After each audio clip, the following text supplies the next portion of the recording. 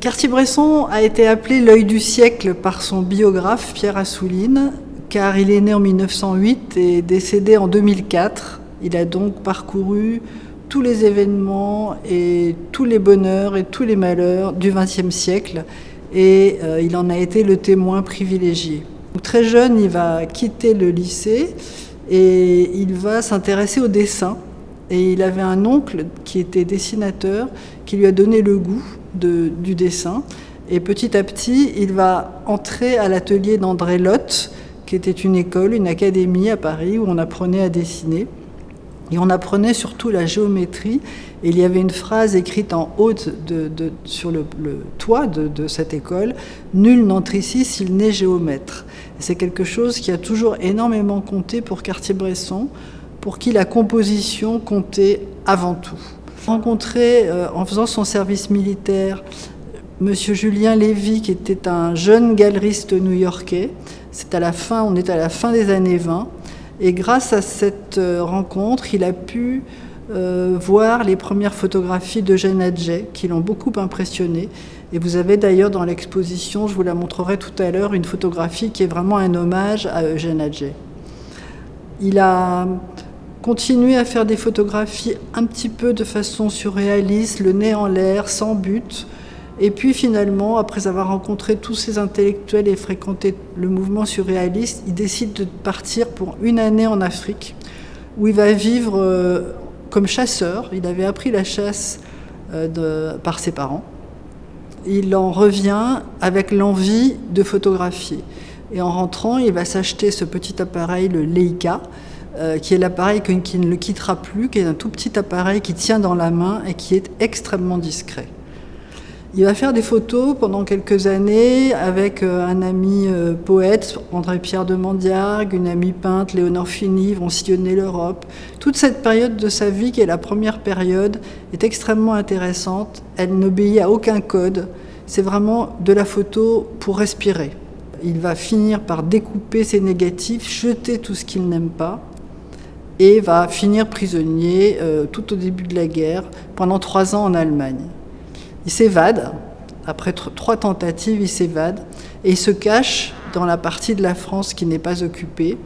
Et grâce à un éditeur qui s'appelle Pierre Braun, il va pouvoir photographier des artistes et des écrivains, tous ces gens auxquels il s'intéressait énormément. Donc il apprend les documentaires, il expose à New York chez Julien Lévy, qu'il avait donc rencontré pendant son service militaire près de Paris. Il expose ce qu'il a fait au Mexique avec Walker Evans et Manuel Alvarez Bravo. Il revient en Europe, c'est la guerre d'Espagne, et pendant la guerre d'Espagne, il fait 3 films. Il a toujours regretté de ne pas faire des photographies, plutôt que d'y faire des films. Cette exposition que vous voyez, donc, qui s'est appelée Henri Cartier-Bresson photographe, est une somme avec, je crois, 133 photos dans l'exposition et peut-être 140 dans le livre, je ne sais plus exactement, où il a lui-même choisi les images qui ont été mises en espace par son complice de toujours, l'éditeur Robert Delpire, aujourd'hui disparu bien sûr.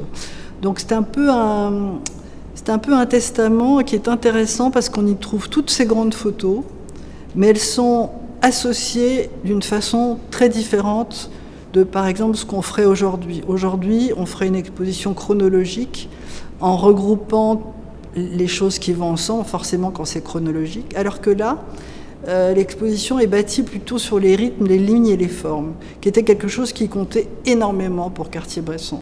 Cette image, Gare Saint-Lazare 1932, est probablement l'image la plus célèbre d'Henri Cartier-Bresson.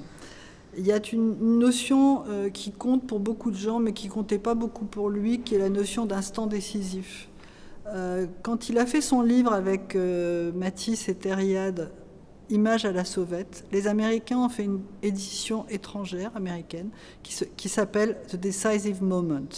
Et c'est devenu un espèce de refrain pour Henri Cartier-Bresson, le moment décisif, c'est-à-dire le moment, la seconde où la photo existe et 1 minute avant, une seconde après, elle n'est plus là, 1 seconde avant, elle n'est pas là. Cette image de la gare Saint-Lazare en est l'exemple type. Mais en fait, cette photo, il l'a prise derrière une palissade, sur un espace qui existe toujours à Paris, près de la gare Saint-Lazare. Il a mis son objectif entre 2 bouts de bois, et il a vu ça, c'est-à-dire ce monsieur qui saute, Et derrière, sur une affiche, la publicité pour le danseur Railovski qui fait exactement le même mouvement. Il n'y en a qu'une image, il n'y en a pas deux. Avant, c'était trop tard. Après, c'était trop tard. C'est vraiment une définition de ce fameux instant décisif qui existe 1000 reprises dans la façon de photographier d'Henri Cartier-Bresson, mais qui pour lui était beaucoup trop réducteur parce que pour lui l'inconscient comptait énormément. Vous êtes devant une image historique de Matisse et ses colombes à Vence en 1944, dans une atmosphère absolument incroyable, saisie par Henri Cartier-Bresson, alors qu'il tentait depuis plusieurs jours de faire quelque chose autour de ce peintre qu'il vénérait, dont il aimait aussi beaucoup les écrits. Cette photographie a ensuite été saluée comme un chef-d'œuvre dans la presse américaine. Matisse, plus tard, donc on est en 1944, donc en 1952, sera le peintre qui va dessiner la couverture originale du livre Images à la sauvette, traduit en américain par The Decisive Moment. Donc c'est un collage original de Matisse qui fait la couverture, et c'était quelque chose d'assez exceptionnel pour un livre de photographie d'avoir un peintre qui faisait la couverture. Mais c'est toujours à sa façon qu'il photographie, ça n'est pas un reporter. Vous avez une autre image dans l'exposition qui est l'image du couronnement de Georges VI. Donc ça, je crois que c'est en 1937. Couronnement d'un roi, il photographie tout sauf le roi. Il photographie les gens qui font la fête, les gens un peu ivres dans les rues, parce que le roi, ça ne l'intéresse pas. Et il a toujours fonctionné de cette façon. Donc c'est ça qui est important dans cette exposition. Ce sont des tirages gélatino-argentiques. Souvent, les jeunes ne savent pas ce que c'est. Ce sont des tirages au gélatino-bromure d'argent. Ce ne sont pas du tout des tirages numériques. Ce sont les tirages de l'époque de l'exposition, donc de la fin des années 70, qu'il a contrôlé lui, qui sont souvent un peu gris parce il n'aimait pas les photos très contrastées. Et c'est une exposition qui a été montrée dans beaucoup de pays, mais qui vient pour la première fois sur le territoire africain, et on en est très heureux.